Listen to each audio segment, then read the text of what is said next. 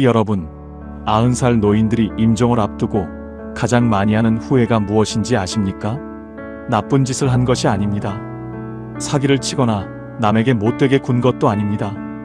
90살 어르신들이 입을 모아 말하는 가장 큰 후회는 바로 이것이었습니다. 나 자신에게 너무 박하게 군 것. 남들에게는 다 퍼주면서 정작 나에게는 한없이 인색하게 살았다는 것. 오늘 그 이야기를 해드리려 합니다. 90살 순례 어르신이 창가에 홀로 앉아 낡은 사진첩 속 65의 자신을 마주하며 굳은 손으로 적어내려간 이 편지는 지금 60대와 70대를 살아가고 계신 여러분께 드리는 생생한 경고이자 가장 따뜻한 초대장입니다. 남의 이야기가 아닙니다. 20년 뒤의 당신이 오늘의 당신에게 간절히 전하고 싶어하는 인생의 마지막 골든타임을 놓치지 말라는 절박한 당부입니다. 90해의 세월을 다 바쳐서야 겨우 알아낸 노후를 천국으로 바꾸는 7가지 비밀을 파헤쳐 보겠습니다. 지금 시작합니다. 첫 번째 이야기입니다. 몸을 너무 늦게 관리했습니다. 어르신은 편지에 이렇게 적었습니다. 65세의 나에게 지금 네 몸은 괜찮은가? 아마 너는 지금 이렇게 생각하고 있을 것이다. 아직 멀쩡하다고. 조금 피곤하면 자고 나면 된다고. 조금 아파도 참으면 지나간다고. 나도 그랬다. 나도 꼭 그렇게 생각했다. 순례 어르신이 건강을 대수롭지 않게 여긴 것은 어쩌면 당연한 일이었습니다. 젊은 시절부터 집안일이 먼저였습니다. 아이들 밥 챙기고 남편 뒷바라지하고 시어머니 병수발까지 들면서 몸으로 때우는 것이 일상이었지만 그 몸이 망가질 것이라는 생각은 한 번도 해본 적이 없었습니다. 60대에 들어서서도 크게 달라지지 않았습니다. 무릎이 조금 시큰거려도 운동보다는 쉬는 것을 선택했고 혈압이 조금 올라도 음식을 가려 먹는 것보다 예전처럼 먹는 것이 더 편했습니다. 나중에 시간이 생기면 그때 관리하면 된다고. 하지만 그 나중은 오지 않았습니다. 70대가 되자 친구들이 하나둘 병원에 드나들기 시작했습니다. 50년을 함께 살아온 동네 친구 박정옥은 어느 날 무릎 연골이 다 닳았다는 진단을 받았습니다. 그 이후로 정옥은 더 이상 함께 시장에 나서지 못했습니다. 같은 고향 출신으로 늘 유쾌했던 최근에는 파킨슨 증세가 시작되어 손이 떨리기 시작했습니다. 그 친구들이 걷지 못하고 떨리는 손으로 밥상 앞에 앉아있는 모습을 보며 어르신은 비로소 깨달았습니다. 노후의 진짜 자산은 통장에 쌓인 돈이 아니라 내 두 다리로 걸을 수 있는 힘이라는 것을. 여기서 여러분께 꼭 드리고 싶은 이야기가 있습니다. 최근 뇌과학 연구에서 놀라운 사실이 밝혀졌습니다. 하체 근육량이 줄어들수록 뇌의 인지 기능이 함께 저하된다는 것입니다. 다리 근육은 단순히 걷기 위한 것이 아닙니다. 뇌에 산소와 영양을 공급하는 펌프 역할을 합니다.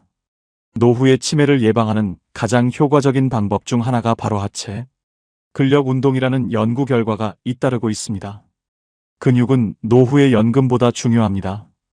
연금은 한번 정해지면 바꾸기 어렵지만 근육은 지금 이 순간부터 만들 수 있습니다. 몸은 저축이 아니라 소모품입니다. 쓰면 닳고 관리하지 않으면 빠르게 무너집니다. 자동차도 10년이 지나면 엔진 오일을 갈고 정기 점검을 받아야 하듯이 몸도 나이가 들수록 더 자주 들여다보고 챙겨야 합니다. 자동차는 정기 점검을 받으면서 정작 자기 몸은 고장이 나야 병원에 가시는 분들이 너무 많습니다. 그리고 한 가지 더 말씀드리겠습니다. 60대 이후에 외모를 가꾸는 것은 허영이 아닙니다. 심리학적으로 보면 이것은 자존감을 지키는 가장 강력한 심리적 방어기제입니다. 단정하게 차려입고 거울 앞에 서고 오늘의 나를 소중히 대하는 행동이 뇌에 나는 아직 살아있고 가치 있는 사람이다라는 강력한 신호를 보냅니다. 어르신은 편지에 이렇게 적었습니다. 지금 당장 걸어라. 오늘 산책을 미루지 마라. 지금 내 다리가 건강하다면 그것은 하늘이 준 가장 큰 선물이다. 그 선물을 내일로 미루지 마라. 나는 미루었다. 그리고 후회했다. 여러분은 어떠십니까? 오늘 몸을 위해 딱 하나라도 하셨습니까? 두 번째 이야기입니다. 사람을 너무 늦게 정리했습니다. 순례 어르신은 젊은 시절부터 사람이 많았습니다. 부녀회, 향후회, 반상회, 경로당 모임까지 이름을 올린 곳이 여럿이었습니다.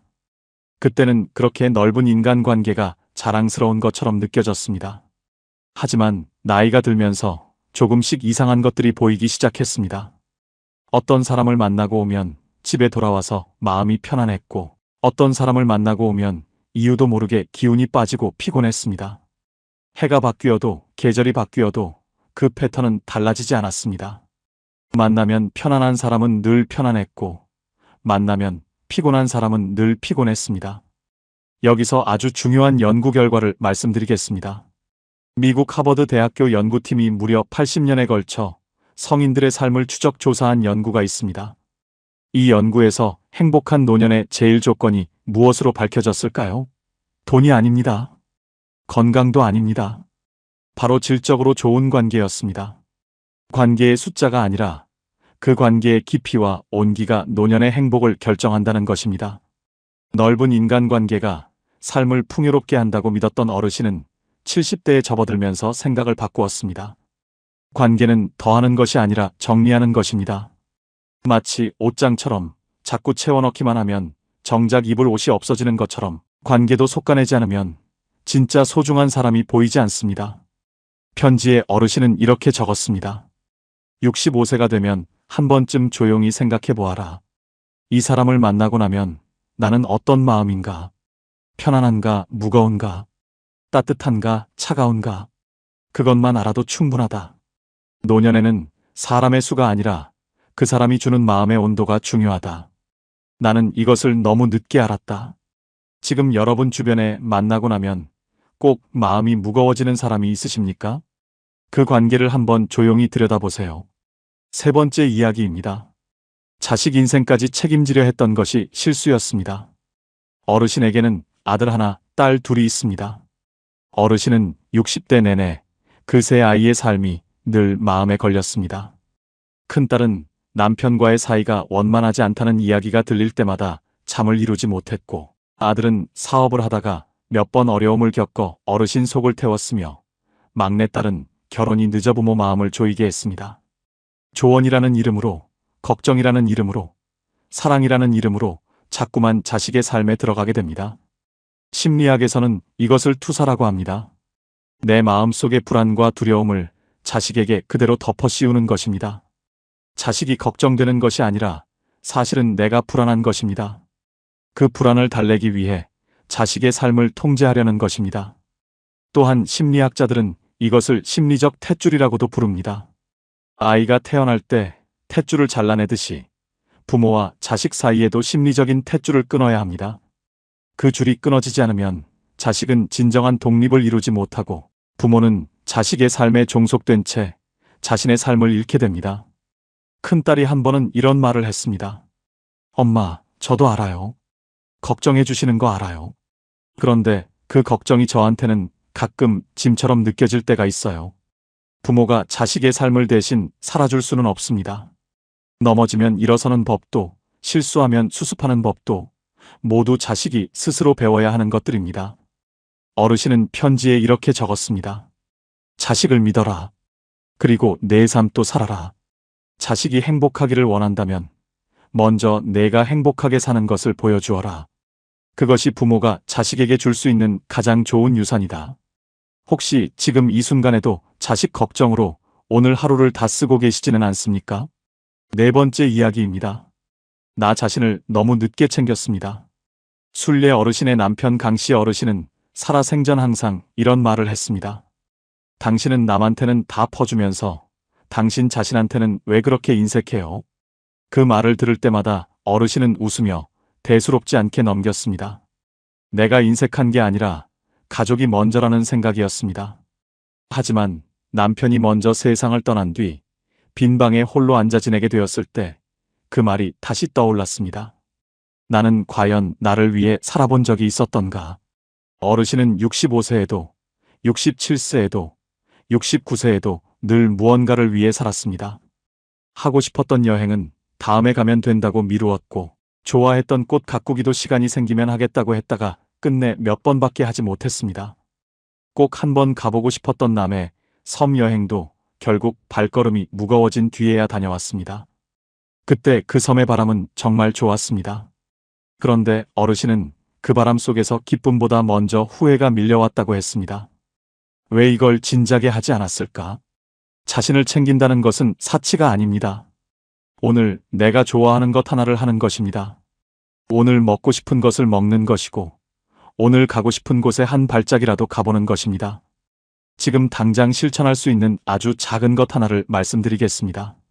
내일 아침 옷장에서 가장 좋아하는 옷을 꺼내 입어보세요. 그리고 향수가 있다면 살짝 뿌려보세요. 뇌는 향기와 좋은 옷의 촉감을 통해 오늘 나는 특별한 대접을 받고 있다고 인식합니다. 거창한 것이 필요 없습니다. 내가 나를 대접하는 그 작은 행동 하나가 하루 전체를 바꿉니다. 어르신은 편지에 이렇게 적었습니다. 지금 내가 하고 싶은 것이 있다면 지금 해라. 나중에 시간이 생기면 하겠다는 생각은 버려라. 나중에는 몸이 따라주지 않는다. 나중에는 마음이 먼저 지쳐버린다. 지금 내가 살아있고, 걸을 수 있고, 결정할 수 있다면 그것이 바로 지금 해야 할 이유다. 여러분이 오랫동안 미뤄온 것이 있으십니까? 여행이든, 취미든, 만나고 싶은 사람이든, 오늘 이 영상이 끝나고 바로 연락해보세요. 5번째 이야기입니다. 노후 준비를 돈으로만 생각했습니다. 어르신의 남편이 세상을 떠난 것은 어르신이 68살 되던 해였습니다. 그때부터 어르신은 혼자서 노후를 본격적으로 생각하기 시작했습니다. 그런데 그 준비의 대부분은 돈에 관한 것이었습니다. 통장 잔고를 확인하고 은행 이자를 알아보고 자식들에게 짐이 되지 않기 위해 얼마를 남겨두어야 하는지를 계산했습니다. 하지만 막상 나이가 들어보니 돈으로 해결되지 않는 것들이 생각보다 훨씬 많았습니다. 아침에 눈을 뜨면 오늘 하루를 어떻게 보내야 할지 모를 때의 그 공허함은 돈으로 채울 수 없었습니다. 함께 밥을 먹을 사람이 없을 때의 쓸쓸함도 갈 곳이 없어. 하루 종일 집안에 앉아 있을 때의 그 긴 시간도 돈이 있다고 달라지지 않았습니다. 돈은 노후를 지탱하는 뼈대가 되지만 삶의 온기는 다른 곳에서 옵니다. 작은 화분을 들여다보는 일에서, 경로당에서 화투 한 판을 치는 일에서, 손녀의 전화 한 통에서, 이웃에게 집에서 담근 깍두기 한 보시기를 건네는 일에서. 어르신은 편지에 이렇게 적었습니다. 돈도 중요하다. 하지만 그보다 먼저 내 하루를 설계해라. 내일 아침 눈을 뜨면 무엇을 하겠는가? 누구를 만나겠는가? 어디를 걷겠는가? 그 대답이 있는 사람이 진짜 노후 준비를 한 사람이다. 여러분은 내일 아침 눈을 뜨면 무엇을 하실 계획이 있으십니까? 6번째 이야기입니다. 용서를 너무 늦게 했습니다. 어르신의 마음속에는 오랫동안 한 사람이 걸려 있었습니다. 40대 시절 오랫동안 속 깊은 친구라 믿었던 사람이 어르신을 뒤에서 험담하고 다닌다는 사실을 알게 되었습니다. 그 배신이 얼마나 깊었는지 그 뒤로 사람 사귀는 일 자체가 두려워졌습니다. 30년이 지나도 그 감정은 사라지지 않았습니다. 그런데 77살 어느 봄날 그 친구가 세상을 떠났다는 소식이 들려왔습니다. 어르신은 그 소식을 듣고 한참 동안 멍하니 앉아 있었습니다. 그리고 이상한 감정이 밀려왔습니다. 슬픔도 아니고 통쾌함도 아니었습니다. 그것은 허탈함이었습니다. 30년 동안 그 원망을 품고 살아온 내 시간이 아깝다는 생각, 그리고 이제는 용서할 기회조차 사라졌다는 생각. 용서는 상대를 위한 것이 아닙니다. 용서는 내 마음을 자유롭게 하는 일입니다. 심리학에서는 오랫동안 원망을 품고 사는 것이 만성 스트레스 호르몬인 코르티솔을 지속적으로 분비시켜 면역력을 떨어뜨리고 심혈관 질환의 위험을 높인다는 것이 밝혀져 있습니다. 원망은 상대를 벌주는 것이 아닙니다. 뜨거운 숯을 손에 쥐고 상대에게 던지려는 것과 같습니다. 정작 화상을 입는 것은 나 자신입니다. 어르신은 편지에 이렇게 적었습니다. 아직 마음속에 놓지 못한 사람이 있다면 이제 놓아라. 용서가 어렵거든 잊어도 좋다. 잊는 것도 하나의 용서다. 그 무게를 들고 남은 삶을 걷지 마라. 손을 펴라. 그러면 조금 더 가볍게 걸을 수 있다. 지금 여러분 마음속에 아직 놓지 못한 사람이 한 명쯤 있으십니까? 7번째 이야기입니다. 죽음을 너무 늦게 생각했습니다. 많은 사람들은 죽음이라는 단어를 입에 올리는 것을 꺼립니다. 재수 없다고, 불길하다고. 어르신도 그랬습니다. 하지만 70이 넘고 80이 가까워지면서 어르신은 조용히 생각하기 시작했습니다. 내가 이 세상을 떠나는 날이 오면 나는 어떤 얼굴로 떠나게 될 것인가. 그 생각을 처음 했을 때는 두려웠습니다. 하지만 그 생각을 계속하다 보니 이상한 일이 일어났습니다. 오늘 하루가 더 또렷하게 보이기 시작한 것입니다. 오늘 창밖에 내리는 눈이 아름답다는 것이 느껴졌습니다. 오늘 아침 밥상 위에 된장찌개 냄새가 감사하게 느껴졌습니다. 오늘 손녀가 전화해서 할머니 밥 먹었어요 하고 물어봐주는 그 목소리가 이렇게 귀할 수가 없었습니다. 심리학자 어니 젤린스키는 이렇게 말했습니다. 죽음을 의식하는 사람이 삶을 가장 깊이 산다고. 죽음을 마주한 사람만이 오늘 하루를 선물로 여깁니다. 죽음을 외면하는 사람은 오늘을 당연하게 여기지만 죽음을 마주한 사람은 오늘 아침 한 잔의 커피도 창밖의 햇살도 감사하게 받아들입니다. 어르신은 편지에 이렇게 적었습니다. 죽음을 두려워하지 마라. 죽음을 생각해라. 언젠가 이 삶이 끝난다는 사실을 가슴에 품고 살아라. 그러면 오늘이 다르게 보인다. 오늘 걷는 이 길이 다르게 느껴진다. 그것이 죽음이 삶에게 줄 수 있는 가장 아름다운 선물이다. 순례 어르신은 마지막으로 편지를 정리하며 이렇게 적었습니다. 65세의 나에게 지금 네가 서 있는 나이는 늦은 나이가 아닙니다. 나는 90살이 된 지금도 그것만은 확실하게 말할 수 있습니다. 65세는 아직 충분히 이른 나이입니다. 지금부터 단 한 가지만 바꾸어도 10년 뒤의 삶은 완전히 달라질 수 있습니다. 어르신은 편지를 다 쓰고 나서 잠시 그것을 바라보았습니다. 그리고 조용히 접어 사진첩 사이에 끼워 넣었습니다. 65세의 자신이 담긴 사진 바로 옆에 창밖에는 눈이 그쳐 있었습니다. 마당 위로 겨울 햇살이 조용히 내려앉았습니다. 참새 한 마리가 날아와 감나무 가지에 앉았습니다. 어르신은 그것을 바라보다가 천천히 눈을 감았습니다. 그리고 오늘 하루를, 이 조용하고 따뜻한 겨울 아침을 가슴 깊이 들이마셨습니다. 오늘 7가지 이야기를 함께 들으셨습니다. 이것만 기억하세요. 핵심을 3가지로 정리해 드리겠습니다. 첫째, 몸과 관계는 지금 당장 관리하세요. 하체 근육이 치매를 예방하고 질 좋은 관계 하나가 노년의 행복을 결정합니다. 자동차 정기 점검하듯 오늘부터 하루 한 걸음씩 챙기세요. 둘째, 자식 걱정은 내려놓고 내 오늘을 사세요. 자식에 대한 걱정은 사랑이 아니라 내 불안의 투사일 수 있습니다. 자식을 믿고 오늘 내가 하고 싶은 것 하나를 미루지 마세요. 내일 아침 가장 좋아하는 옷을 꺼내 입고 향수를 살짝 뿌려보세요. 그 작은 행동이 뇌에 오늘 나는 소중한 사람이다라는 신호를 보냅니다. 셋째, 마음속 묵은 짐을 내려놓으세요. 원망은 상대가 아닌 나를 병들게 합니다. 손을 펴면 그만큼 더 가볍게 걸을 수 있습니다. 그리고 오늘 하루를 선물로 여기세요. 마지막으로 이번 주 안에 실천할 작은 숙제를 드리겠습니다. 딱 하나입니다. 오랫동안 미뤄온 것 하나를 이번 주 안에 해보세요. 오래 못 만난 친구에게 전화 한 통을 해도 좋고, 가고 싶었던 곳에 한번 나가봐도 좋습니다. 하고 싶었던 취미를 딱 하루만 시작해봐도 됩니다. 거창하지 않아도 됩니다. 단 하나만. 그 하나가 갓 태어난 아기가 걸음마를 배우고 청년이 되어 첫 직장을 얻기까지의 시간, 그 길고 긴 20년, 30년을 완전히 다른 빛깔로 물들이는 시작이 됩니다. 지금 이 이야기를 듣고 계신 여러분께 여쭤보고 싶습니다. 오늘 7가지 이야기 중에서 가장 크게 와닿은 것은 무엇이었습니까? 댓글에 여러분이 사시는 지역과 함께 남겨주세요. 짧아도 좋고 길어도 좋습니다. 여러분의 한마디가 또 다른 누군가에게 위로가 되고 힘이 됩니다. 지금 이 순간 살아있고 이 이야기를 끝까지 들어주신 여러분은 이미 충분히 잘 살아오셨습니다. 오늘도 끝까지 함께 해주셔서 진심으로 감사드립니다. 지금까지 황금노후였습니다. 여러분, 솔직히 한번 생각해 보시겠습니까? 혹시 이런 모임 있으신가요? 오래전부터 함께 온 사람들인데 요즘은 그 자리에 가기 전부터 가슴 한편이 무거워지는 관계 말이에요. 만나기로 한 날 아침에 일어나면 벌써부터 한숨이 나오고 모임이 끝나고 집에 돌아오면 온몸에서 기운이 빠져나가는 것 같은 느낌. 사람들이 나쁜 건 아닌데 집에 돌아오면 왜 그렇게 말 한마디 한마디가 자꾸 떠오르는지요. 그런데도 쉽게 빠지지 못했습니다. 오래된 인연이니까 같이 늙자던 사람들이니까라는 말로 스스로를 다독였어요.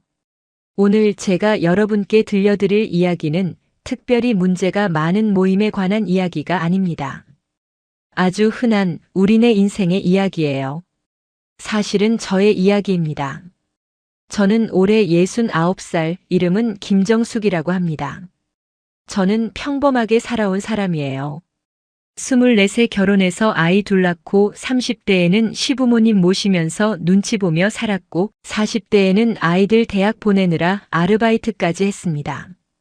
50대에는 갱년기가 오면서 몸도 마음도 힘들었어요. 평생 남편 뒷바라지, 자식 뒷바라지, 시부모 뒷바라지를 하면서 살았습니다. 제 인생이라는 게 따로 없었어요. 그냥 그렇게 사는 게 여자의 삶인 줄 알았습니다. 그런 제게도 딱 하나 있었던 게 대학 동기 모임이었어요. 7명이었습니다. 대학 때 같은 과 동기들이었는데 20살 때 만나서 지금까지 40년 넘게 함께 온 사람들이에요. 결혼하고 아이 낳고 갱년기 겪고 그 모든 시간을 함께 버텨온 사이입니다. 우리는 70 넘어서도 80 넘어서도 죽을 때까지 같이 늙자라고 했던 사람들이에요. 그런데 저는 그 모임에서 늘 특별한 역할을 했습니다. 제가 연락 담당이었어요. 모임 날짜를 정하고, 장소를 알아보고 모두에게 연락을 돌리고, 못 오는 사람이 있으면 다시 날짜를 조율했습니다. 모임 분위기가 어색해지면 제가 먼저 말을 꺼냈고 누군가 언성을 높이면 제가 중간에서 뭐 그럴 수도 있지, 그만하자 하며 말렸어요. 그게 제 역할이었습니다. 40년 동안 그렇게 해왔어요. 왜냐하면 제가 생각하기에 제가 하지 않으면 모임이 깨질 것 같았기 때문입니다. 그래도 내가 빠지면 안 되지, 내가 챙기지 않으면 흐지부지 될 거야, 그런 생각으로 살았어요. 그런데 60대 중반을 넘어서면서부터였을까요? 조금씩 이상한 느낌을 받기 시작했습니다. 처음에는 정말 사소한 것이었어요. 한 달에 한 번 만나는 모임 자리. 늘 하던 대로 밥 먹고 차 마시고 수다 떨었습니다. 그런데 그 자리가 예전 같지 않았어요. 가기 전부터 벌써 마음이 무거웠습니다. 모임 날짜가 정해지면 그날부터 계속 신경이 쓰였어요. 이번에는 무슨 이야기가 나올까? 또 누가 누구 험담을 할까? 내가 또 중간에서 말려야 하나? 그런 생각들이 머릿속을 떠나지 않았습니다. 모임 날 아침에 일어나면 이상하게 몸이 무거웠어요. 감기에 걸린 것도 아닌데 온몸이 천근만근 무거웠습니다. 옷을 입으면서도 한숨이 나왔어요. 오늘도 또 가야 하는구나. 모임 자리에서는 웃었습니다. 맞장구도 치고 농담도 하고 분위기도 맞췄어요. 그게 제 역할이었으니까요. 그런데 집에 돌아오면 정말 힘들었습니다. 온몸에서 기운이 빠져나가는 느낌이었어요. 소파에 털썩 앉아서 한참을 그냥 멍하니 있곤 했습니다. 남편이 물었어요. 모임 다녀왔어? 재밌었어? 저는 그냥 응하고 대답했습니다. 뭐라고 말해야 할지 몰랐어요. 재밌었냐고요? 아니었습니다. 그렇다고 재미없었다고 말할 수도 없었어요. 그냥 힘들었습니다. 정말 힘들었어요. 한참을 생각해 봤습니다. 왜 이렇게 힘들까? 무엇이 나를 이렇게 지치게 만드는 걸까? 그리고는 갑자기 깨달았어요. 모임에서 나오는 대화가 이제는 제게 상처가 되고 있었다는 것을요. 저희 모임 사람들은 요즘 손주 이야기만 해요. 우리 손주는 말이야 벌써 피아노를 친다니까, 우리 손주는 영어 유치원 다니는데 발음이 원어민 같아, 그런 이야기들이에요. 저는 아직 손주가 없습니다. 큰아이는 결혼을 하지 않았고 작은아이는 결혼은 했지만 아직 아이 계획이 없다고 해요. 그런데 모임에 가면 꼭 누군가가 물어봅니다. 정수가, 너는 손주 언제 보게 될 것 같아? 그 말이 그냥 궁금해서 물어보는 말인 건 알아요. 하지만 제게는 상처였습니다. 너는 아직도 없구나. 너는 뭐가 문제야? 그런 시선이 느껴졌어요. 남편 이야기도 많이 나왔습니다. 우리 남편은 요즘 등산 다니면서 건강해졌어. 혈압도 정상이고 우리 남편은 요리도 배우고 있어. 요즘 남편들은 달라야 해. 하지만 친구들 남편과는 달리 저희 남편은 등산을 못 가요. 무릎이 좋지 않습니다. 요리도 하지 않아요. 평생 한 번도 해본 적이 없습니다. 그런데 그런 이야기를 듣고 있으면 괜히 저희 남편이 부족한 사람처럼 느껴졌어요. 정수가, 너희 남편은 아직도 소파에만 앉아 있어? 그 말을 듣고 집에 오면 남편에게 괜히 짜증이 났습니다. 조언처럼 들리는 말도 많았어요. 정수가, 너 요즘 살 좀 찐 것 같은데 관리 좀 해. 우리 나이에는 관리 안 하면 금방 무너진다니까. 저도 알아요. 요즘 살이 좀 쪘습니다. 그런데 무릎도 아프고 몸도 힘들어서 운동을 못하는 거예요. 그런데 그 말을 듣고 나면 제가 게으른 사람 같았습니다. 머리 스타일 좀 바꿔봐. 정수가 너무 촌스러워. 옷 좀 밝은 색으로 입어봐. 너무 칙칙해. 그런 말 한마디 한마디가 조언이라는 건 알지만 제게는 평가로 들렸어요. 너는 그것도 모르냐? 너는 왜 그 모양이냐? 그렇게 들렸습니다. 더 힘들었던 건 제 말을 들어주는 사람이 없다는 것이었어요. 제가 말을 꺼내려고 하면 금방 끊겼습니다. 나도 요즘 허리가 아파서 병원 다니고 있어 하면 그래, 그런데 말이야, 내가 요즘 말이야 하면서 다시 자기 이야기로 넘어갔어요. 우리 남편이 요즘 소화가 안 돼서 힘들어해하면 남편들은 다 그렇지 뭐. 그나저나 우리 남편은 말이야 하면서 또 자기 남편 이야기를 했습니다. 저는 점점 말수가 줄었어요. 어차피 들어줄 사람이 없었으니까요.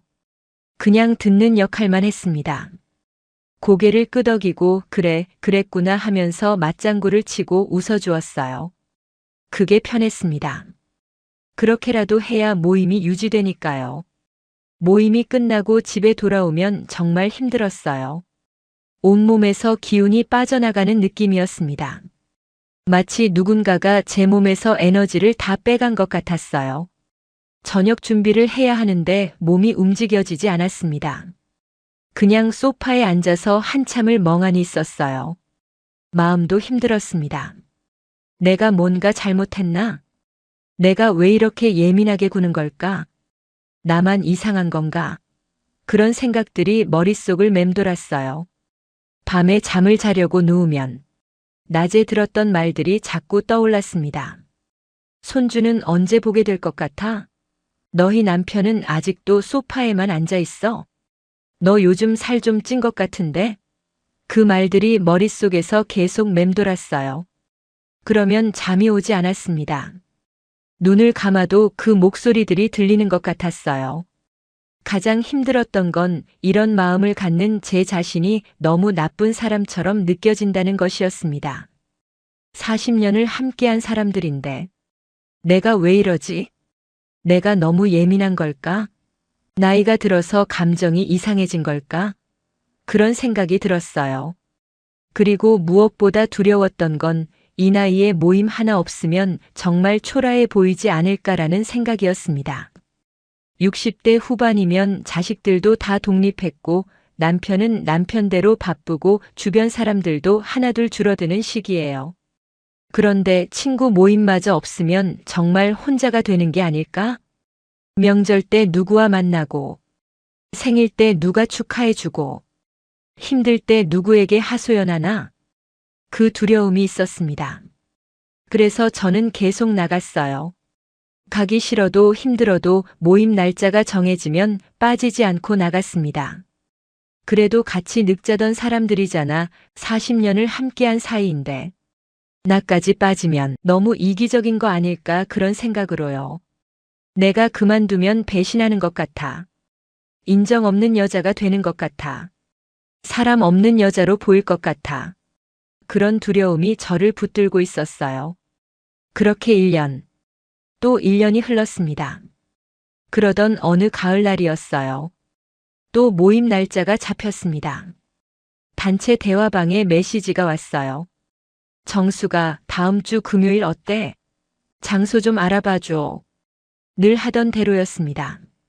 제가 날짜를 확인하고 장소를 알아보고 모두에게 연락을 돌리는 것.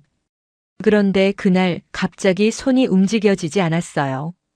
답장을 해야 하는데 손가락이 움직이지 않았습니다. 한참을 휴대전화를 들고 있다가 그냥 내려놨어요. 다음 날도 답장을 하지 않았습니다. 그 다음 날도요. 그러다 누군가가 다시 물었어요. 정수가 괜찮아? 요즘 바빠? 저는 그때 이렇게 답했습니다. 응, 요즘 좀 바빠서. 이번 달은 패스할게. 그게 시작이었어요. 한 달을 쉬고 나니 다음 달에도 가기가 싫었습니다. 다음 달은 꼭 나가야지 하는 마음이 생기지 않았어요. 그래서 또 이번에도 좀 힘들 것 같아 하고 빠졌습니다. 그렇게 한 번, 두 번, 세 번. 처음에는 사람들이 전화도 하고 문자도 보냈어요. 무슨 일 있어? 왜 이래? 우리가 뭘 잘못했어? 저는 그냥 아니야, 괜찮아. 그냥 요즘 몸이 좀 안 좋아서 하고 얼버무렸습니다. 싸우고 싶지 않았어요. 설명하고 싶지도 않았습니다. 설명해봤자 이해받지 못할 것 같았어요. 그렇게 한 달이 지나고 두 달이 지나고 1년이 지났습니다. 마지막으로 사람들을 만난 날이 있었어요. 오랜만에 나간 자리였는데 그날도 똑같았습니다. 손주 이야기, 남편 이야기, 누군가에 대한 험담, 제 이야기는 들어주지 않는 분위기. 저는 그 자리에 앉아서 생각했어요. 아, 나는 여기 있으면 안 되는구나. 집에 돌아오는 길이었습니다. 버스를 타고 창밖을 바라보는데 이상한 감정이 들었어요. 눈물이 핑 돌고 마음이 허전했습니다. 40년을 함께한 사람들인데 이렇게 끝나는 게 맞나 싶었어요. 내가 너무한 건 아닐까? 사람들도 속상해하겠지. 그런 생각도 들었습니다. 하지만 동시에 아주 살짝 분명한 안도감도 느꼈어요. 이제는 누구 눈치를 보지 않아도 되고, 누구 말에 상처받지 않아도 되고, 누구에게 맞춰주지 않아도 된다는 그 평온함. 저는 생각했습니다. 이건 외로움일까? 아니면 내가 처음으로 숨을 쉬는 느낌일까? 그렇게 1년이 지났어요. 제 삶에 드라마 같은 변화가 생긴 건 아닙니다. 새로운 친구를 많이 사귄 것도 아니고, 갑자기 행복해진 것도 아니에요. 하지만 분명히 달라진 게 있었습니다. 주말 아침이 달라졌어요. 예전에는 주말만 되면 이번 주에는 모임이 있나? 약속 장소를 어디로 하지? 그런 생각부터 들었는데 이제는 아무 약속 없이 그냥 고요한 아침을 맞이할 수 있었습니다. 이불 속에서 천천히 눈을 뜨고 창밖을 바라보면서 오늘은 뭘 하지? 여유롭게 생각할 수 있는 그 시간. 그게 정말 좋았어요. 혼자 밥을 먹는 시간도 생겼습니다. 점심때 집에서 혼자 밥을 먹거나 가끔 동네 작은 식당에 혼자 가기도 해요. 처음에는 좀 쓸쓸했습니다. 내가 이렇게 혼자 밥을 먹는 사람이 된 거구나 그런 생각도 들었어요. 하지만 시간이 지나면서 혼자 밥을 먹는 게 전혀 이상하지 않았습니다. 오히려 누구 눈치 보지 않고 제가 먹고 싶은 것을 먹고 천천히 씹으면서 제 속도로 먹을 수 있는 게 편했어요. 카페에도 혼자 갑니다. 예전 같으면 혼자 카페에 앉아 있으면 이상하게 보이지 않을까 그런 생각을 했을 텐데 이제는 그냥 편하네요. 누구에게 설명하지 않아도 되고 누구 말에 대답하지 않아도 되고 그냥 혼자 조용히 앉아 있을 수 있는 그 시간이 좋습니다. 감정 소모가 확 줄어들었어요. 예전에는 모임 다녀오면 며칠 동안 그 말들을 되새기며 괜히 기분이 나빴는데 이제는 그런 게 없습니다. 저녁에 잠자리에 들 때도 마음이 편하네요. 아무 일도 없었던 평범한 하루, 아무도 저를 평가하지 않았던 하루. 누군가의 말에도 상처받지 않은 하루. 저는 요즘 그냥 그게 너무 좋습니다. 가끔은 혼자 웃어요. 물론 모든 게 완벽해진 건 아니에요. 가끔 예전 사람들 생각이 납니다. 특히 명절이나 제 생일 같은 날에는 옛날에는 사람들이 축하 문자를 보냈는데 하는 생각이 들어요. 그리울 때도 있습니다. 옛날 사진을 보다가 모임 사진을 보면 그때는 참 좋았는데 하는 마음도 들어요. 하지만 다시 돌아가고 싶은 마음은 전혀 들지 않아요. 왜냐하면 저는 기억하기 때문입니다. 그때 제가 얼마나 힘들었는지를, 모임에 가기 전부터 숨이 막히던 그 느낌을, 집에 와서 소파에 털썩 앉아서 한참을 멍하니 있던 그 시간들을, 밤에 잠을 이루지 못하던 수많은 그날들을, 그걸 다시 겪고 싶지는 않습니다. 그래서 그리워도 그냥 그리운 채로 둬요. 좋은 기억만 간직하고 힘들었던 기억은 놓아주고 그렇게 살아가는 겁니다. 요즘 저는 이런 생각을 해요. 나는 평생 책임지고 살았구나. 가족에게도 시부모님에게도 모임 사람들에게도 늘 제가 책임지고 제가 챙기고 제가 분위기를 맞추었습니다. 그게 여자의 역할이라고 배웠고 그렇게 사는 게 당연한 줄 알았어요. 하지만 60대 후반이 되어서야 깨달았습니다. 책임지는 것과 제 마음을 다치게 하면서까지 참는 것은 다르다는 것을, 관계는 평생 유지해야 하는 의무가 아니라는 것을, 여자에게도 관계를 정리할 권리가 있다는 것을요. 조선시대 학자 정약용 선생이 이런 말씀을 하셨습니다. 벗이란 서로의 덕을 북돋워주는 사이여야 한다. 서로를 해치는 관계라면 멀리함이 옳다. 저는 이제 그 말의 의미를 알 것 같아요.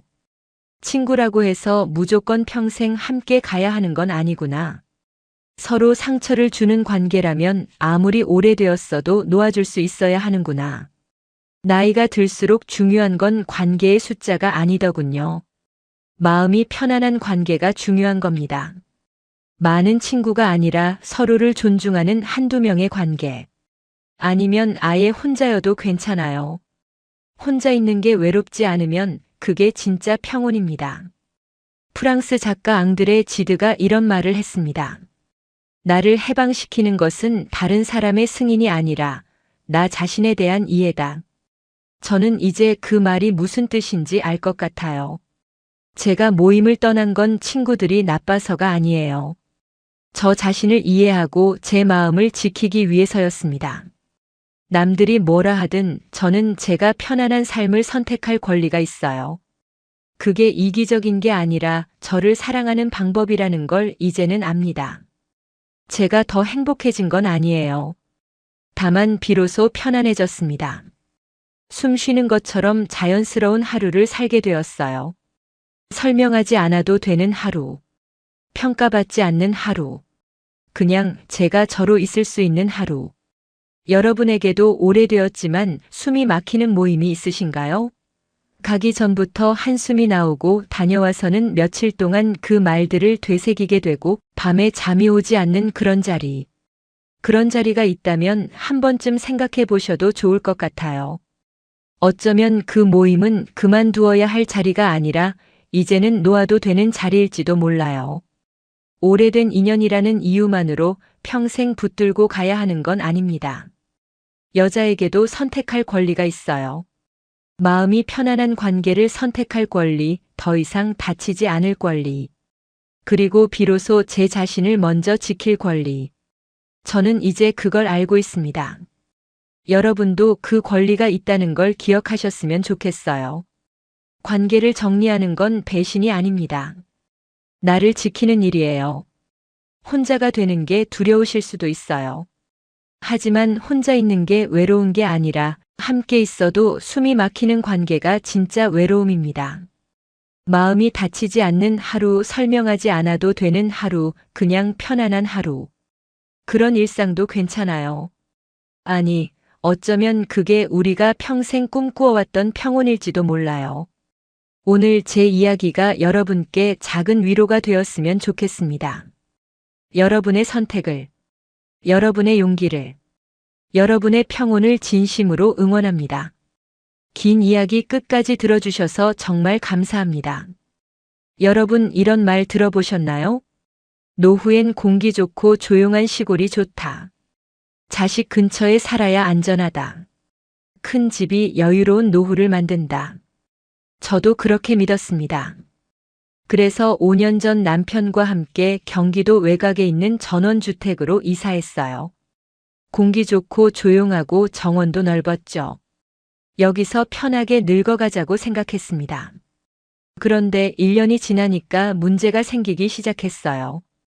병원 가려면 차로 30분, 약국도 멀고 장 보러 가는 것도 일이었습니다. 친구들도 멀어서 잘 안 오게 되더라고요. 그러다 남편이 넘어져서 다쳤을 때 정말 무서웠어요. 119를 불렀는데 도착하는데 40분이나 걸렸습니다. 그 순간 깨달았어요. 아, 우리 집이 문제구나. 낭만적인 집이 아니라 위험한 집이었구나. 오늘 이 이야기를 끝까지 들으시면 3가지를 알게 되실 겁니다.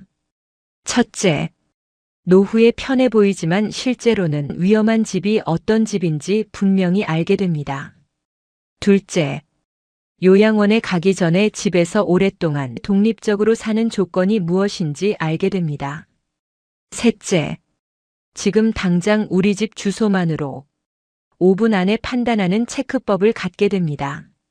30분 후면 여러분은 내 집이 노후에 안전한 집인지 아닌지 스스로 판단할 수 있게 되실 거예요. 끝까지 함께 해주세요. 먼저 충격적인 사실부터 말씀드리겠습니다. 고독사는 특별한 사람에게만 생기는 일이 아닙니다. 2025년 보건복지부 조사 결과에 따르면 고독사 사망자는 3,924명으로 2020년 대비 약 20% 늘었습니다. 더 충격적인 건 고독사가 주택, 아파트, 원룸 등 주거지에서 89% 발생했다는 겁니다. 그리고 최초 발견자는 가족보다 임대인이나 경비원 같은 분들이 43%로 더 많았습니다. 이 통계가 무슨 의미인지 아세요? 자식이 옆에 있느냐보다 내가 사는 집이 고립을 막아주느냐가 훨씬 중요하다는 뜻입니다. 집에서 쓰러졌는데 가족이 아니라 경비원이 먼저 발견한다는 건 그만큼 가족도 매일 확인하기 어렵다는 거예요. 그러면 질문이 바뀌어야 합니다. 병원 옆에 살아야 하나요? 보다 더 중요한 질문은 내가 쓰러졌을 때 누가 이상하다고 알아챌 구조인가? 입니다. 즉, 노후의 집은 부동산이 아니라 안전망입니다. 저는 전원주택에서 2년을 살다가 다시 도시로 돌아왔습니다. 지금은 작지만 병원도 가깝고 사람들도 자주 마주치는 아파트에 살아요. 그때 깨달았어요. 노후에 좋은 집은 큰 집이 아니라 고립되지 않는 집이라는 걸요. 이제부터 노후에 절대 피해야 할 집 3가지를 말씀드리겠습니다. 혹시 여러분 집이 이런 곳은 아닌지 확인해 보세요. 첫째, 낭만으로 선택한 외딴 전원형 주거입니다. 공기 좋고 조용한 건 맞습니다. 정원도 넓고 전망도 좋죠. 그런데 노후의 현실은 다릅니다. 병원, 약국, 장보기 교통이 멀어지는 순간부터 급격히 무너집니다. 제가 겪었으니까 압니다. 처음엔 차로 30분이면 되지라고 생각했어요. 그런데 나이가 들수록 운전이 부담스러워집니다. 비 오는 날 밤에 운전하는 게 무서워요. 그리고 누군가 다쳤을 때 30분은 생명을 좌우하는 시간입니다. 전원주택 사시는 분들 중에 건강하실 땐 좋다가 몸이 불편해지면 결국 도시로 다시 나오시는 분들 많아요. 그때는 선택이 아니라 어쩔 수 없이 나오는 거죠. 그게 더 힘듭니다. 둘째, 차 없으면 생활 불가인 교통 빈약 지역입니다. 70대 중반 이후 운전이 줄어들거나 면허를 반납하는 순간 집이 곧 감옥이 됩니다. 저희 친구 한 분이 경험하셨어요. 70대 후반에 운전을 그만두셨는데 그때부터 집에만 계시게 됐대요. 버스는 하루에 4번밖에 안 오고 택시는 부르기도 어렵고 결국 자식한테 계속 부탁해야 하는데 그것도 미안하고 내가 왜 이런 곳에 살았을까? 정말 많이 후회하신대요. 지금 자차로 다니시는 분들은 모르세요. 10년 후, 20년 후에도 운전할 수 있을 거라고 생각하시죠? 그런데 현실은 다릅니다. 나이가 들면 반사신경도 떨어지고 시력도 나빠지고 밤 운전은 정말 위험해집니다. 그때 가서 집을 바꾸는 건 너무 늦어요. 셋째, 자식 집이랑 10분 거리에 살면 너무 가까운 거리입니다. 이건 의외죠? 가까우면 좋은 거 아니냐고 생각하실 텐데요. 가까우면 의존이 생깁니다. 의존은 결국 서로의 부담이 됩니다. 부모는 부르기 미안해서 참는 삶이 되고 자식은 못 가면 죄책감이 됩니다. 제 친구 한 분은 딸 집 바로 옆 동에 사세요. 처음엔 좋았대요. 손주도 자주 보고. 그런데 시간이 지나니까 딸이 부담스러워하는 게 느껴진대요. 엄마 오늘 못 가요 하는 말에 서운하고, 딸은 딸대로 매번 가야 하나 부담스럽고, 결국 관계가 불편해졌어요. 자식과의 거리는 가까움이 아니라 서로 숨 쉴 수 있는 적정 거리가 핵심입니다. 30분에서 1시간 정도 거리가 딱 좋아요. 급할 땐 바로 올 수 있고 평소엔 각자 생활할 수 있는 거리요. 이 세 가지 혹시 여러분 집과 비슷하신가요? 전혀 아니라고요? 괜찮습니다. 그렇다면 지금부터 진지하게 생각해 보시면 됩니다. 건강할 때 옮기는 것과 몸이 불편해져서 어쩔 수 없이 옮기는 건 완전히 다릅니다. 선택권이 있을 때 준비하면 요양원이 종착지가 아니라 옵션이 됩니다. 그럼 반대로 노후의 끝까지 집에서 살 확률을 높이는 집의 조건 5가지는 무엇일까요? 이걸 알면 지금 당장 여러분의 집을 체크할 수 있어요. 첫째, 의료 접근성입니다. 그런데 여기서 중요한 건 대학병원 옆이 핵심이 아니라는 겁니다. 내과, 정형외과, 안과, 약국이 생활권에 있고 응급 이동이 쉬운 구조인지가 핵심입니다. 나이가 들면 큰 병보다 작은 병으로 자주 병원 갑니다. 혈압약, 당뇨약 받으러 가고, 무릎 아파서 정형외과 가고, 눈 검사하러 안과 가고, 이런 병원들이 가까이 있어야 해요. 걸어서 10분 아니면 버스 타고 10분 이 정도 거리요. 그리고 응급실은 차로 15분 이내가 좋습니다. 제가 남편 다쳤을 때 119가 집 도착까지 40분 걸렸던 경험이 있어서 이게 얼마나 중요한지 압니다. 15분과 40분은 생명을 좌우해요. 둘째, 계단턱이 없는 동선입니다. 집 밖 엘리베이터만이 아니라 집 안 화장실 턱, 현관턱이 노후엔 낙상 위험이 됩니다. 저희 어머니가 작년에 화장실 턱에 걸려 넘어지셨어요. 다행히 크게 다치진 않으셨는데 그 후로 화장실 가는 게 무섭다고 하세요. 턱 하나가 이렇게 큰 문제가 될 줄 몰랐어요. 지금 집을 보실 때 현관 들어가면서 턱이 있나요? 화장실 문턱이 있나요? 베란다 나가는데 턱이 있나요? 이런 것들 다 체크하세요. 지금은 아무렇지 않아도 70대 후반 80대 되면 이 작은 턱이 정말 위험합니다. 그리고 엘리베이터 있는 아파트가 좋아요.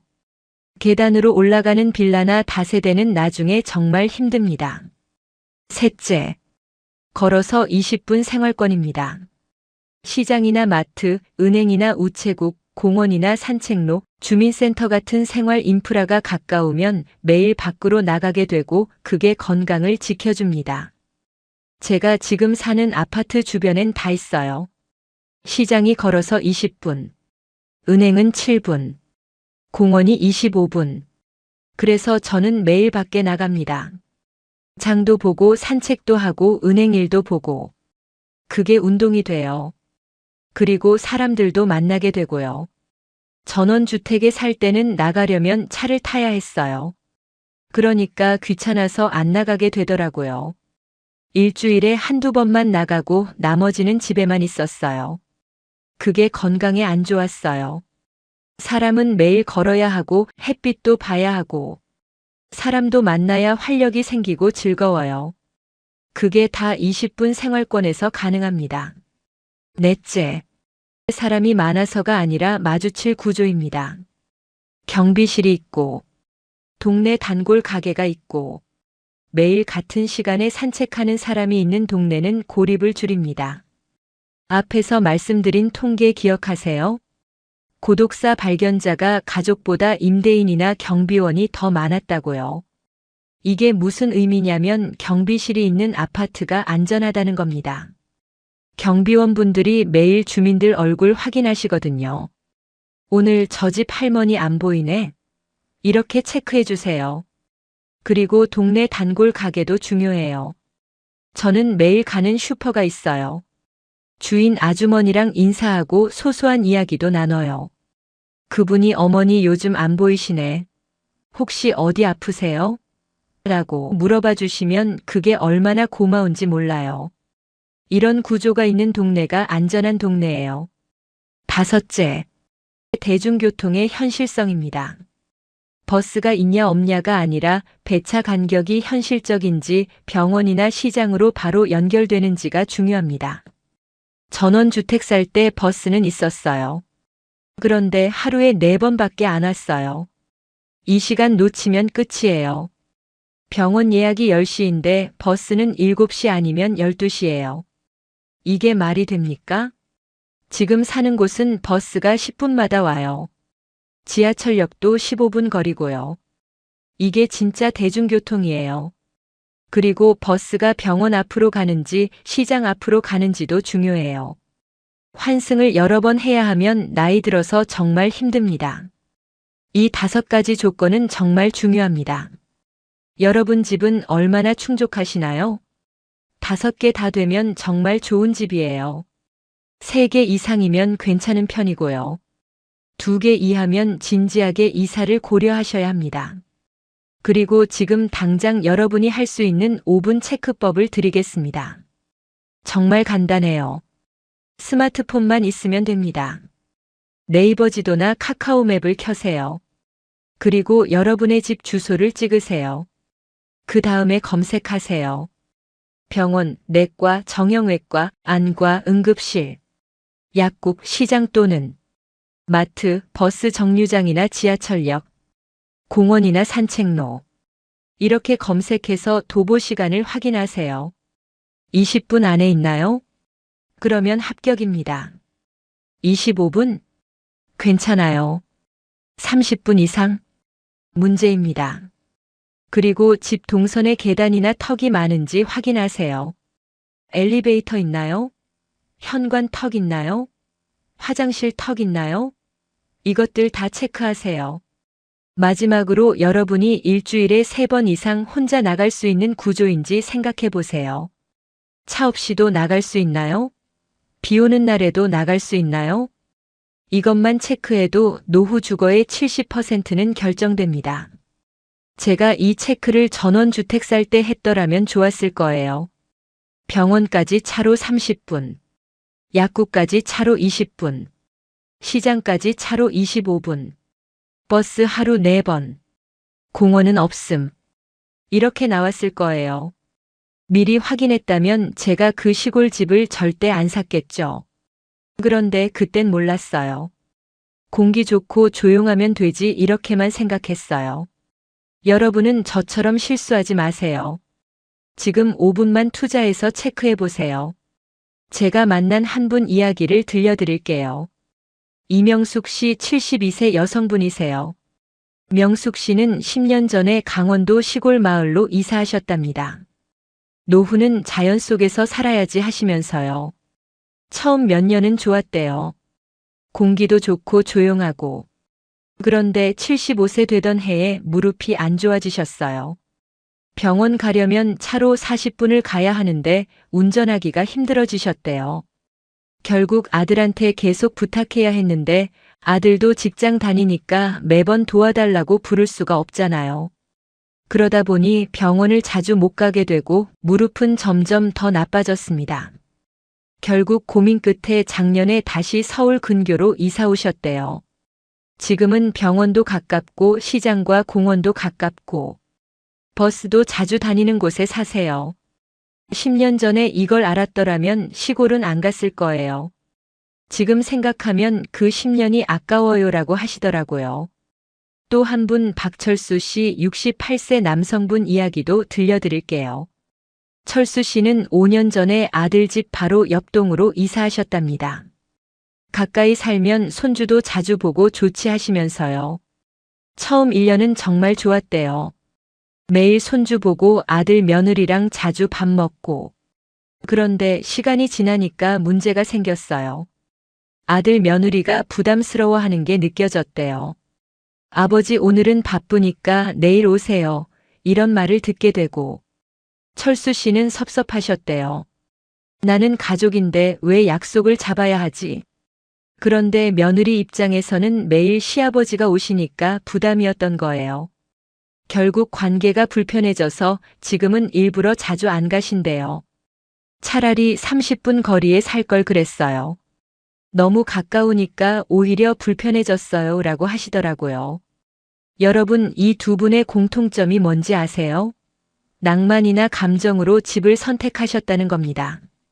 현실적인 조건은 안 보시고요. 그래서 나중에 후회하신 거예요. 집은 감정이 아니라 조건으로 봐야 합니다. 특히 노후엔요. 조선시대 실학자 정약용 선생은 집은 사람을 담는 그릇이다라고 하셨습니다. 저는 이 말을 이렇게 이해해요. 집이 편하면 사람도 편하고 집이 불편하면 사람도 불편하다고요. 노후의 집은 더욱 그렇습니다. 집이 나를 지켜주는 구조인지 고립시키는 구조인지에 따라 노후의 질이 완전히 달라집니다. 마지막으로 한 가지만 꼭 기억하세요. 노후의 좋은 집은 비싼 집이 아니라 내가 스스로 살 수 있게 해주는 집입니다. 크고 멋진 집보다 작아도 안전한 집이 훨씬 낫습니다. 지금 건강할 때 옮기는 것과 몸이 불편해져서 어쩔 수 없이 옮기는 것은 완전히 다릅니다.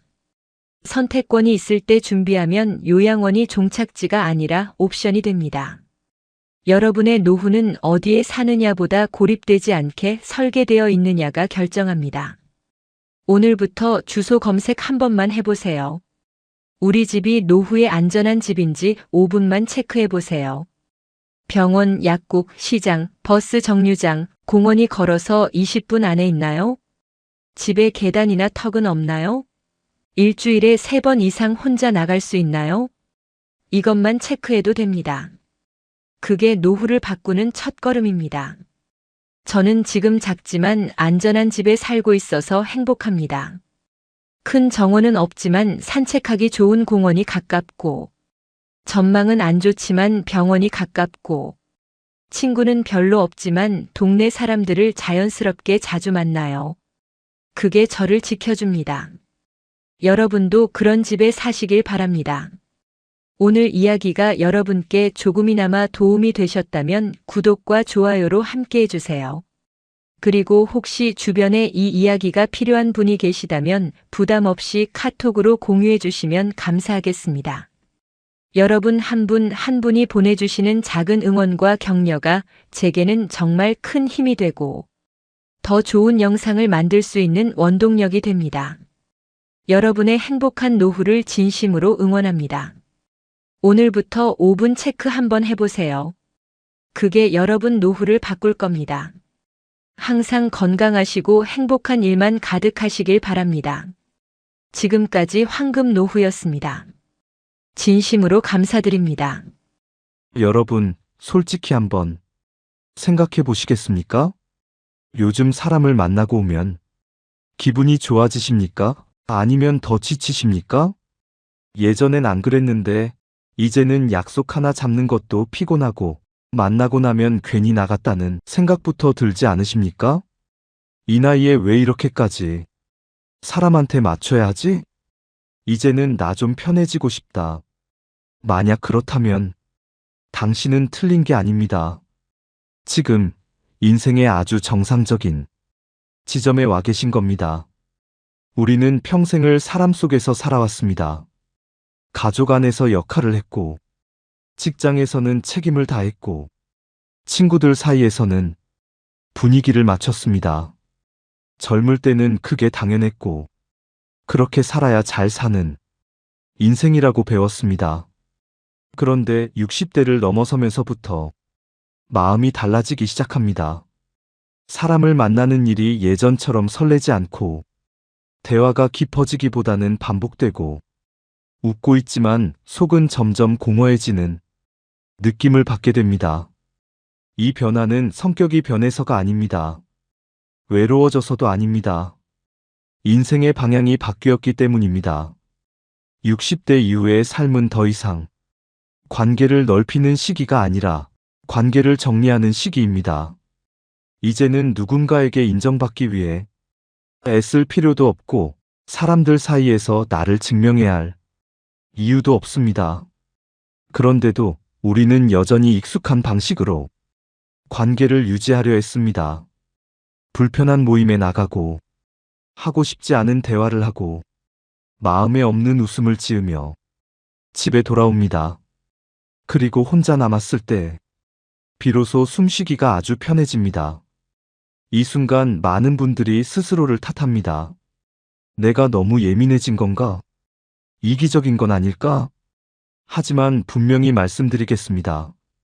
이건 예민함도 이기심도 아닙니다. 충분히 사람을 위해 살아온 사람이 가질 수 있는 아주 건강한 감정입니다. 실제로 많은 60대, 70대 분들이 은퇴 이후 가장 크게 후회하는 것은 돈도 집도 아닙니다. 바로 억지로 유지했던 인간관계입니다. 사람은 혼자 있을 때 외로워지는 것이 아닙니다.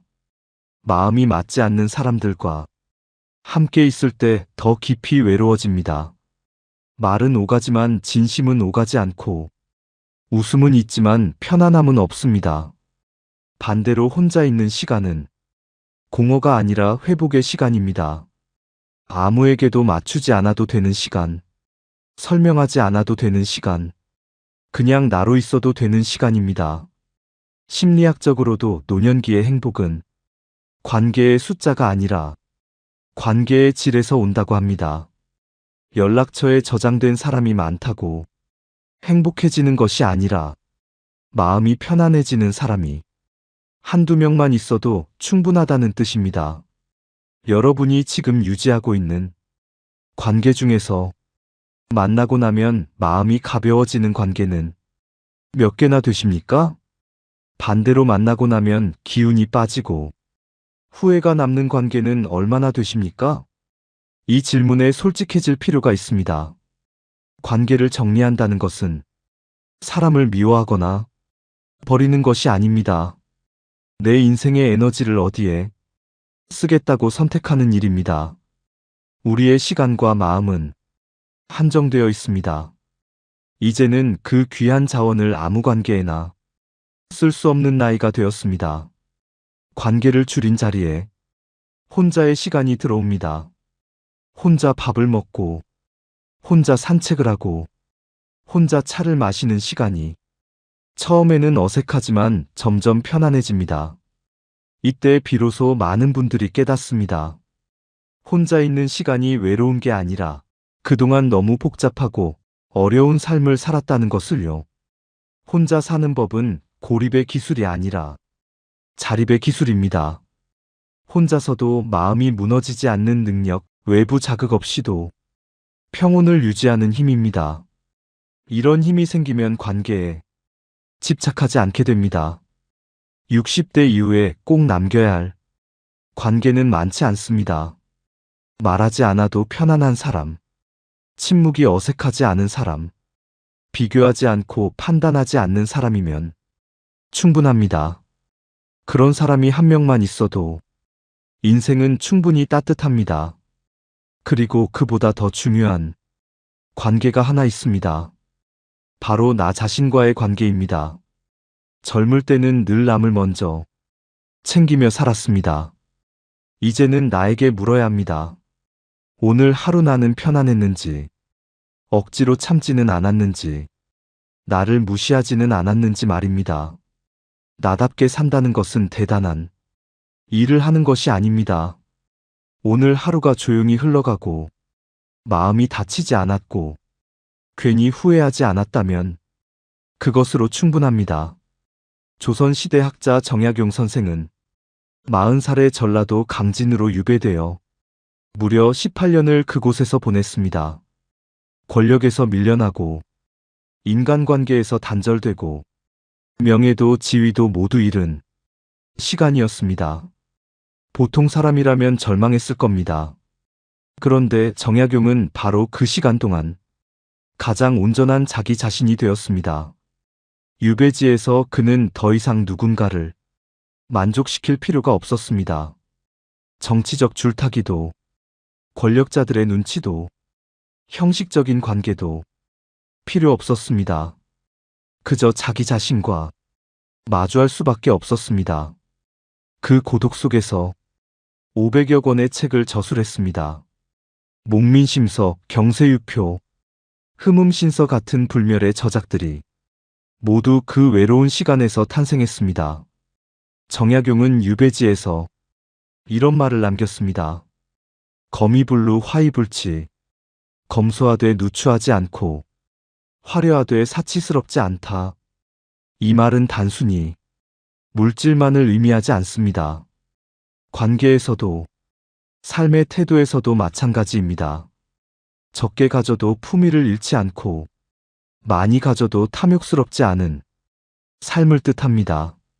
정약용은 관계를 줄였지만 외롭지 않았고 명예를 잃었지만 비루하지 않았으며 권력에서 멀어졌지만 오히려 더 자유로워졌습니다. 우리는 여기서 중요한 교훈을 얻을 수 있습니다. 관계를 줄이는 것이 곧 외로움은 아니라는 것, 혼자 있는 시간이 불행은 아니라는 것, 오히려 불필요한 관계에서 벗어날 때 진짜 나 자신을 회복할 수 있다는 것입니다. 정약용은 18년의 유배 동안 정말 소중한 몇 사람과만 깊은 관계를 유지했습니다. 두 아들에게 보낸 편지들, 제자들과 나눈 학문적 대화들이었습니다. 그 관계들은 수십 명, 수백 명과의 얕은 관계보다 훨씬 더 깊고 의미 있었습니다. 솔직하게 말씀드리겠습니다. 관계를 줄인다고 외로워지지 않습니다. 오히려 불필요한 관계에 에너지를 빼앗길 때 더 외롭습니다. 수십 명과 얕게 연결되어 있을 때보다 몇 명과 깊게 연결되어 있을 때 훨씬 더 마음이 따뜻합니다. 그리고 무엇보다 나 자신과 깊이 연결되어 있을 때 가장 덜 외롭습니다. 외로움은 혼자 있어서 생기는 게 아닙니다. 많은 사람들 속에서도 외로울 수 있고 혼자 있어도 충만할 수 있습니다. 진짜 외로움은 자기 자신을 잃어버렸을 때 찾아옵니다. 내가 누군지, 뭘 좋아하는지, 어떻게 살고 싶은지 모를 때, 평생 남들의 기대에 맞춰 살다가 정작 나는 어디로 갔는지 모를 때 찾아옵니다.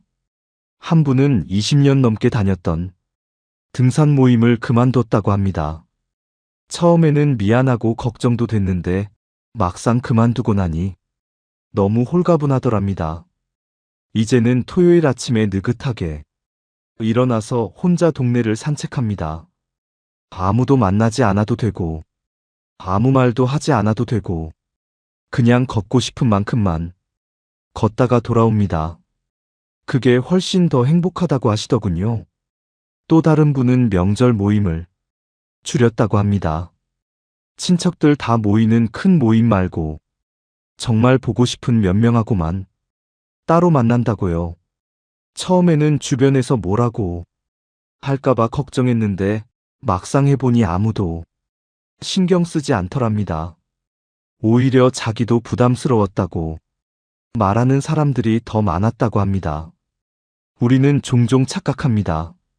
내가 빠지면 사람들이 섭섭해할 거라고, 내가 안 가면 분위기가 이상해질 거라고요. 그런데 실제로는 그렇지 않습니다. 대부분의 사람들은 각자 자기 삶에 바쁩니다. 관계 미니멀리즘이라는 말이 있습니다. 물건을 줄이는 것처럼 관계도 줄이는 겁니다. 꼭 필요한 것만 남기고 나머지는 정리하는 것입니다. 우리는 이미 평생 관계를 쌓아왔습니다. 그 중에는 진심으로 소중한 관계도 있지만 솔직히 그저 형식적으로 유지해온 관계도 많습니다. 그 형식적인 관계들이 우리의 에너지를 얼마나 많이 빼앗아 갔는지 돌아보십시오. 억지로 웃고 관심도 없는 이야기에 맞장구 치고 하고 싶지 않은 약속을 지키느라 얼마나 많은 시간을 썼는지 생각해 보십시오. 60대 이후의 삶은 더하기의 인생이 아니라 빼기의 인생입니다. 더 많이 가지려고 애쓰는 게 아니라 진짜 소중한 것만 남기는 시기입니다. 집을 정리하듯이 관계도 정리해야 합니다. 오래됐다고 다 좋은 건 아닙니다. 오래된 물건 중에도 버려야 할 게 있듯이 오래된 관계 중에도 내려놓아야 할 게 있습니다. 이게 냉정한 게 아니라 현명한 겁니다. 이게 이기적인 게 아니라 솔직한 겁니다. 이제는 나를 위해 선택할 때입니다. 나의 편안함을 위해, 나의 행복을 위해, 나의 평화를 위해 선택할 때입니다. 어떤 분들은 말씀하십니다. 그래도 사람은 사람과 함께 있어야 하는 거 아니냐고요. 물론 사람은 사회적 동물입니다. 완전히 혼자서는 살 수 없습니다. 그런데 함께 있다는 게 꼭 많은 사람과 자주 만나는 걸 의미하지는 않습니다. 깊은 관계 몇 개면 충분합니다. 마음 맞는 친구 한두 명, 편하게 대화할 수 있는 가족 몇 명, 그리고 나 자신, 이것만으로도 충분히 풍요로운 관계망입니다. 오히려 이게 더 건강한 관계입니다. 서로에게 의무감 없이 진심으로 만나고 싶을 때 만나는 관계, 억지로 맞춰주지 않아도 되는 관계, 편하게 침묵해도 괜찮은 관계, 이런 관계가 진짜 관계입니다.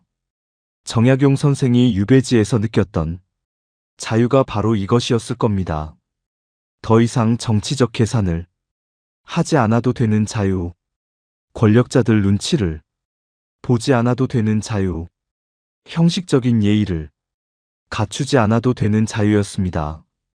그 자유 속에서 그는 비로소 자기 자신이 될 수 있었습니다. 우리도 마찬가지입니다. 혼자 있는 시간을 두려워할 필요가 없습니다. 혼자 밥을 먹어도 괜찮습니다. 혼자 영화를 봐도 괜찮습니다. 혼자 걸어도, 혼자 차를 마셔도, 혼자 생각에 잠겨도 괜찮습니다. 혼자 있다는 것은 외롭다는 뜻이 아니라 자유롭다는 뜻입니다. 누구에게도 방해받지 않고 온전히 나 자신일 수 있는 시간입니다. 어떤 분은 최근에 혼자 여행을 다녀오셨답니다. 70평생 처음으로 혼자 기차를 타고 바다를 보러 갔다고요. 처음에는 무척 어색했답니다. 식당에 혼자 앉아 있는 것도, 카페에서 혼자 커피를 마시는 것도 어색하고 쑥스러웠다고 합니다. 그런데 시간이 지나면서 그 어색함이 편안함으로 바뀌었답니다. 아무도 신경 쓰지 않는다는 걸 깨달았고, 자기 자신에게 집중할 수 있었고, 오랜만에 자기 내면의 소리를 들었다고 합니다. 돌아오는 기차 안에서 이런 생각이 들었답니다. 왜 진작 이렇게 하지 않았을까? 우리는 평생 누군가와 함께 있어야 한다고 배워왔습니다. 혼자 있으면 이상한 사람, 외로운 사람, 불쌍한 사람으로 보인다고 생각했습니다. 그래서 억지로라도 누군가와 함께 있으려고 애썼습니다. 그런데 60대가 넘어가면서 깨닫게 됩니다. 억지로 함께 있는 것보다 편하게 혼자 있는 게 훨씬 낫다는 것을요. 형식적인 관계 속에서 외로움을 느끼는 것보다 혼자 있으면서 충만함을 느끼는 게 훨씬 낫다는 것을요. 우리에게 필요한 건 많은 사람이 아니라 진심 어린 연결입니다. 우리에게 필요한 건 바쁜 일정이 아니라 평온한 마음입니다. 우리에게 필요한 건 타인의 인정이 아니라 자기 자신에 대한 사랑입니다. 나 자신을 사랑한다는 것, 이 말이 어렵게 느껴질 수도 있습니다. 평생 남을 먼저 생각하고, 가족을 먼저 챙기고, 자기 자신은 늘 뒤로 미뤄왔으니까요. 나를 챙기면 이기적이라고 느껴지고, 나를 위하면 죄책감이 들고, 나를 위한 시간을 가지면 괜히 불안해집니다. 그런데 이제는 알아야 합니다. 나를 사랑하는 것은 이기적인 게 아니라 당연한 거라는 것을요. 나를 먼저 챙기는 것은 남을 무시하는 게 아니라 균형을 찾는 거라는 것을요. 나를 위한 시간을 가지는 것은 게으름이 아니라 회복이라는 것을요. 나 자신을 사랑하지 않으면 남도 제대로 사랑할 수 없습니다. 내 마음에 여유가 없는데 어떻게 남에게 줄 수 있겠습니까? 내가 피곤한데 어떻게 남을 편안하게 해줄 수 있겠습니까? 나 자신을 사랑하는 것은 거창한 게 아닙니다. 작은 것부터 시작하면 됩니다. 내가 좋아하는 차를 한 잔, 천천히 마시는 것, 내가 읽고 싶었던 책을 펼쳐보는 것, 내가 듣고 싶은 음악을 틀어놓는 것, 내가 가고 싶었던 곳을 혼자라도 가보는 것입니다. 이런 작은 것들이 쌓여서 나 자신에 대한 사랑이 됩니다. 그리고 그 사랑이 쌓이면 혼자 있어도 외롭지 않게 됩니다. 오히려 혼자 있는 시간이 가장 편안하고 소중한 시간이 됩니다. 관계를 정리한다는 것은 사람을 버리는 게 아닙니다. 진짜 소중한 관계에 더 집중하는 겁니다. 형식적인 관계에 쓰던 에너지를 진심 어린 관계에 쏟는 겁니다. 100명과 얕게 아는 것보다 5명과 깊게 아는 게 훨씬 의미 있습니다. 매일 누군가를 만나느라 바쁜 것보다 가끔 정말 만나고 싶은 사람을 만나는 게 훨씬 행복합니다. 우리는 이제 선택할 수 있는 나이입니다. 의무에서 자유로워질 수 있는 나이입니다. 남들의 시선에서 벗어날 수 있는 나이입니다. 이제는 나를 위해 살아도 됩니다. 나를 편하게 하는 선택을 해도 됩니다. 나를 행복하게 하는 관계만 유지해도 됩니다. 어떤 분은 걱정하십니다. 관계를 줄이면 나중에 외로워지는 거 아닌가? 나중에 도움이 필요할 때 아무도 없는 거 아닌가 하고요. 그런데 생각해 보십시오. 형식적으로 유지해온 관계들이 정말 위급할 때 도움이 될까요? 진짜 힘들 때 곁에 있어주는 사람은 많은 사람 중 한 명이 아니라 진심으로 나를 아끼는 몇 명입니다. 그리고 무엇보다 가장 든든한 사람은 바로 나 자신입니다. 나 스스로 나를 지킬 수 있는 힘, 나 혼자서도 괜찮다는 자신감, 나 자신과 편안하게 지낼 수 있는 능력. 이것이 노년에 가장 필요한 자산입니다. 정약용은 거미불로 화이불치라고 했습니다. 검소하되 누추하지 않고 화려하되 사치스럽지 않다. 관계에서도 마찬가지입니다. 적되 외롭지 않고 많되 피곤하지 않은 관계가 이상적입니다. 그런데 현실적으로 우리는 선택해야 합니다. 적고 깊은 관계와 많고 얕은 관계 중 하나를요. 60대 이후에는 적고 깊은 관계가 답입니다.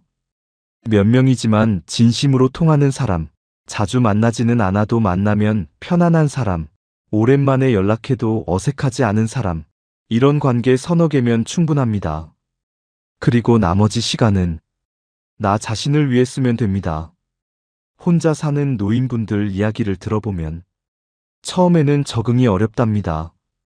평생 누군가와 함께 살다가 혼자 살게 되면 집이 너무 조용하고 밥을 혼자 먹는 게 서글프고 말할 사람이 없어서 답답합니다. 그런데 시간이 지나면서 익숙해집니다. 혼자 있는 시간이 불편하지 않게 됩니다. 한 분은 이렇게 말씀하셨습니다. 혼자 살면서 처음으로 내가 누군지 알게 됐다고요. 평생 엄마로, 아내로, 며느리로 살았는데 이제야 나 자신으로 산다고요.